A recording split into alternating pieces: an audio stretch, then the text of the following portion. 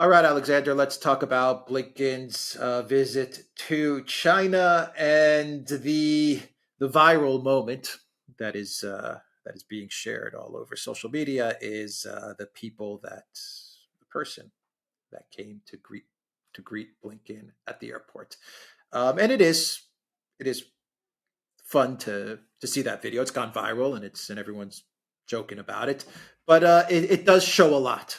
It does really reveal a lot as to what to expect in this meeting between Blinken and his Chinese counterparts. So let's talk about it. Uh, Blinken is the bad cop. Yellen a couple of weeks ago was the good cop, and Blinken is coming to deliver an ultimatum to the Chinese. What are your thoughts? Well, the Chinese are absolutely furious about it. Now, I've been speaking to people like Sofia Midkiff, who, of course, keeps track of things in China and opinion there. And she says that Chinese social media has been on fire about this.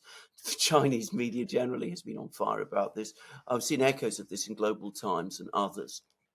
The Chinese feel that yet again we've had a situation where Xi Jinping was persuaded by the Biden administration to come to San Francisco. He had that meeting with Biden back in November. It looked for a time as if things, steps have been taken to steady the ship. And what's happened instead is that as the weeks have passed, the US has been pressing forward with its various policies. We've had the TikTok ban. We've had the arming of Taiwan. People overlook that these are important parts of this package that has just passed Congress on Saturday. The seizure of the $5 billion of Russian assets in the United States is also relevant to this because, of course, if the United States can seize Russian assets and give itself the legal power to do that, then, of course, it can do the same to Chinese assets. Don't forget that. So, I mean, that's something that the Chinese have also taken note of. And then, of course, we've had this astonishing set of briefings that have been given to the Wall Street Journal and to the Financial Times, which say that if the Chinese don't basically stop their trade with Russia, stop providing Russia with all of these machine tools and chips and all of that, then the US will start imposing sanctions on the Chinese financial system. And the Chinese are absolutely furious about that. They're saying that once again, the United States is showing its duplicity and its hypocrisy. Nothing like this was mentioned to Xi Jinping when he went to San Francisco in November, which he'd been certainly reluctant for a time, if you remembered, even to go there.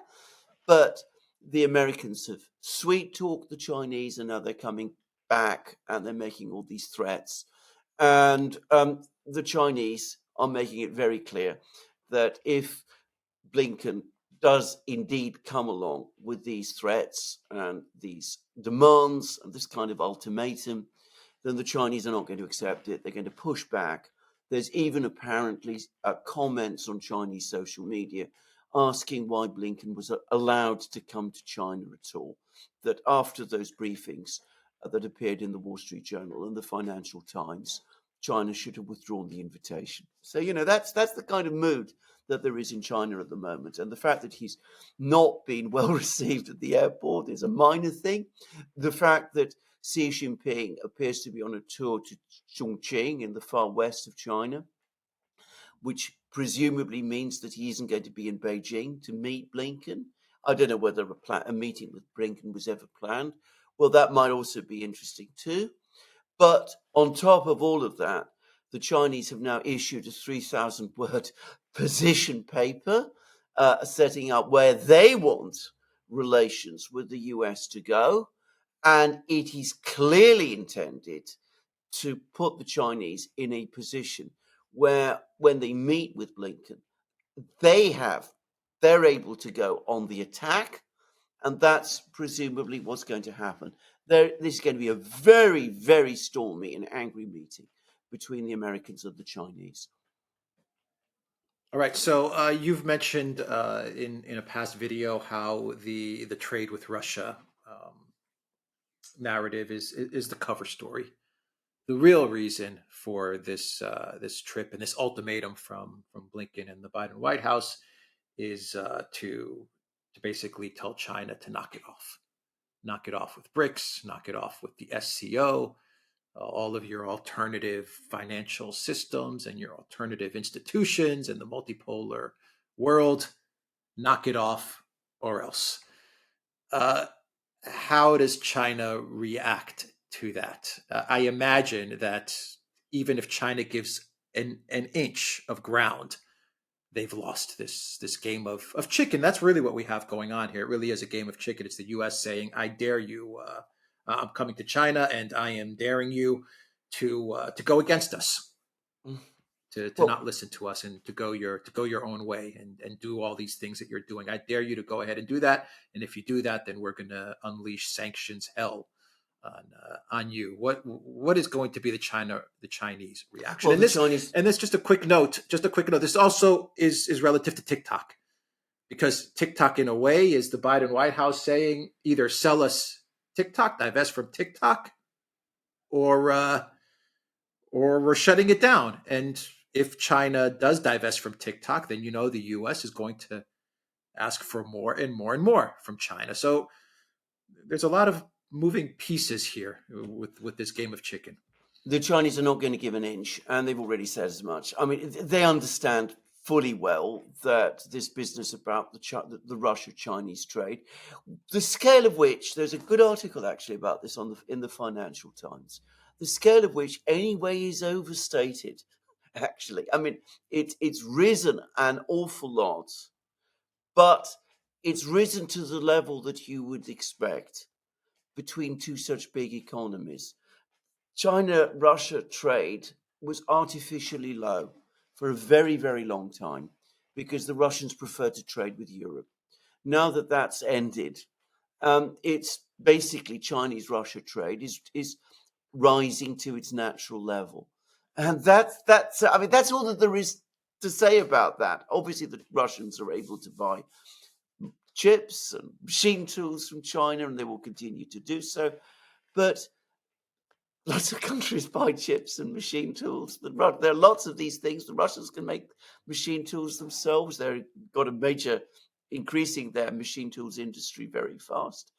This is all a completely fake narrative again.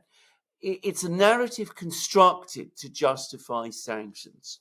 And the Chinese, I think, believe that sanctions are coming.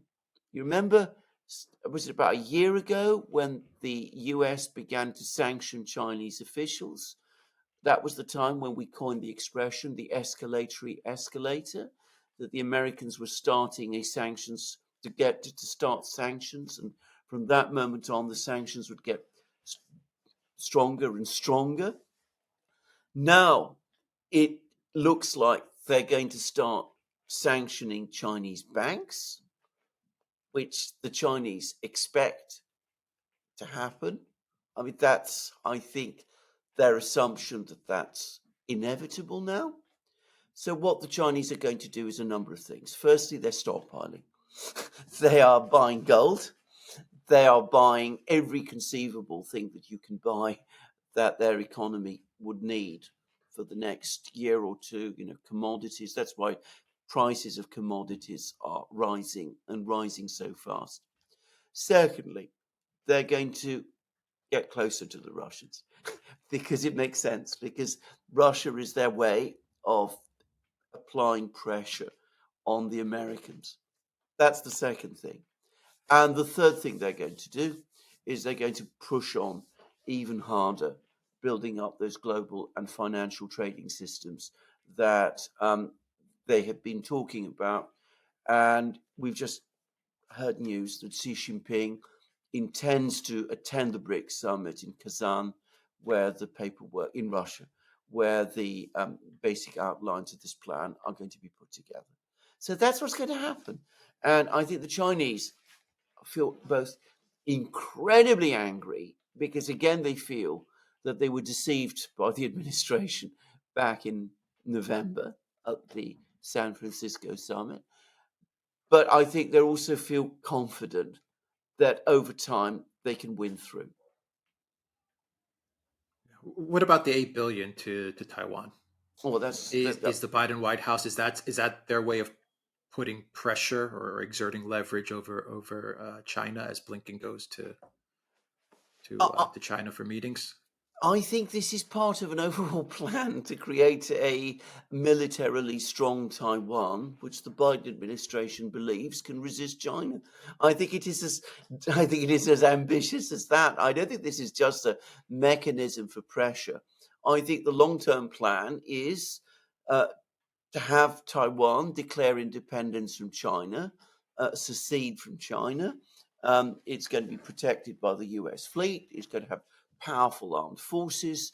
And the hope, again, the anticipation is that it, Taiwan will be so strong that it can resist the Chinese military, and that will create a political crisis in China, leading eventually to regime change there. And by the way, there's been an article in, I think it was Foreign Affairs, by a man called Pottinger, who was a former deputy national security advisor, I think in George W. Bush's time. I may be wrong about that. And he's actually said that, the policy should not be managing the relationship with China. It is achieving victory over China, in effect, regime change. So that's what the agenda is. I mean, it's the same agenda that we've seen with Russia. It's failed spectacularly with Russia, but it is being attempted this time with China. Yeah, sounds very familiar to to the whole Project Ukraine. It's exactly like Project Ukraine. They just don't learn, do they? Before we wrap up the video, can you address the? I don't know if you saw the article. I forgot where it was. I think it was a defense, a military or defense Yeah, publication, I know the one you're where they referring to. talk. Yeah, okay, so you know the one that I'm referring to. I just don't remember the No, I don't publication. remember. I don't But remember it. Yeah. yeah, it went viral though. I mean, a lot of people started to talk about it because it essentially said that from a military point of view, that if there was to be a conflict between the U.S. and China, basically the U.S. would win because China doesn't have any military experience. It doesn't have the experience of fighting wars, of which the U.S. has a lot of experience fighting wars. What are your thoughts on that article and the release? The release of that article, and it's really drummed up a lot of discussion and debate. That article. But What are your thoughts? the first thing to say is, I mean, the very fact that a potential war with China is being discussed in that way is incredibly alarming. I mean, it tells you that some people in the United States actually want war with China. I mean, that's the only way I can explain it, because this is saying we shouldn't be afraid of China because we can fight them and we can beat them. Our military is so much better than their military that let's plan and think and talk about war with China, and we shouldn't be scared of them. On the contrary, they should be scared of us. And then, of course, we have the next paradox, because we hear all the time about how aggressive and militaristic the Chinese supposedly are. But the reason we're so much stronger than the Chinese is not because we've got better weapons than they do, though we do actually think that our weapons, or at least some of them, are indeed better than their weapons. But the Chinese do have a lot of capability, we accept that. But nonetheless, we mustn't worry about that, because though the Chinese are aggressive, they're aggressive, but they've never fought wars. We are not aggressive, we're defensive, but we fought lots and lots and lots of wars. I mean, already you see the contradiction there, perhaps. But we are enormously experienced and strong, and we know how to fight wars, and the Chinese don't. Now, all I will say here is, yes, we have fought a lot of wars. The United States has fought lots of wars recently. They haven't gone so well. They haven't been against an adversary like China.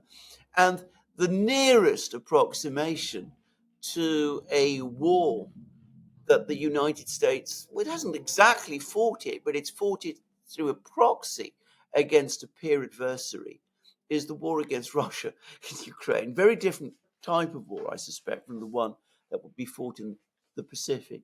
But that war hasn't gone well. The Americans micromanaged and planned Ukraine's offensive, for example, last year, and we saw that turn out disastrously. The United States provided all that expensive kit to the Ukrainians, and it didn't do so well against the Russians. So, again, we have all this talk about how strong we are, how weak they are, how competent we are, how incompetent they are. They're presumably corrupt, but just wait, before long we'll get that too. We've got all of that. They're demoralized, they're weak, they're ineffectual, they're badly led. We're none of those things. And then, of course, it turns out when we are in a war that none of that is true, but by then it's too late. All right, we will end the video there. The Duran.locals.com. We are on Rumble, Odyssey, BitChute, Telegram, Rockfin, and Twitter X. And go to the Duran shop. Pick up some new meme shirts celebrating Europe Day. Fun shirts to pick up. Anyway, you'll find a link for those in the description box down below. Take care.